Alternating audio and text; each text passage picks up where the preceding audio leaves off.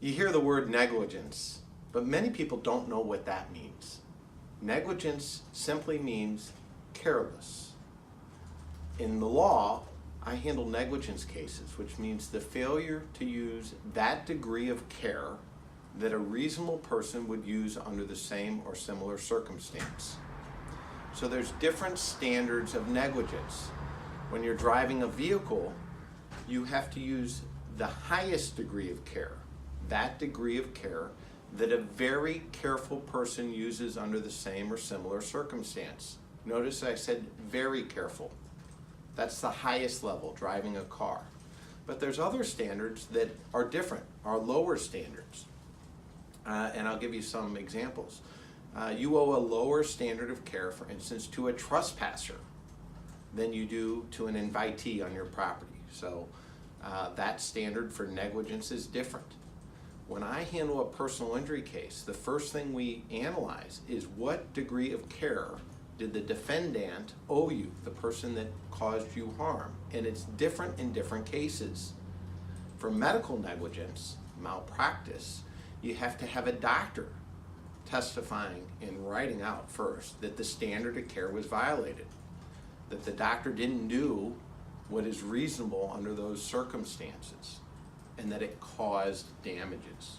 So there's a burden to entry in a medical malpractice case that you have to have in writing a doctor's opinion that the standard of care was violated. The standard of care gives rise to negligence in medical malpractice. In an animal attack case in Missouri, there's something called strict liability. So the analysis for negligence goes out the window, all right? Because if that dog bites you, the owner is strictly liable. So we don't have to determine whether or not there was negligence because they're responsible. In that case, you're only figuring out damages.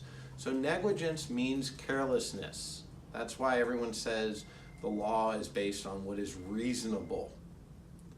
Reasonable care, or highest degree of care, or depending on the case, that's how you define negligence. So in a tort, there's many duties of care that are owed in various forms. But you also have to prove that there was a duty owed, that that duty was breached, and that it caused damages. So a lot of times there's negligence, that someone did something wrong or was careless, but that it didn't cause any additional damages.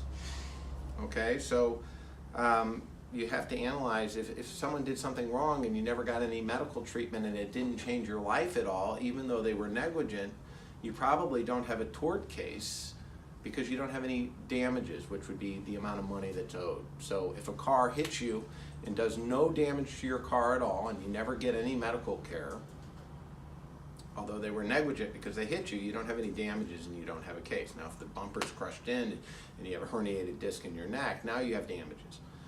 So anyway, that's the summary of negligence in Missouri and in most states, including Southern Illinois where I practice. If you have a question about a negligence case or insurance, please call me. I'm Mark Cantor, 314-628-9999. Thank you.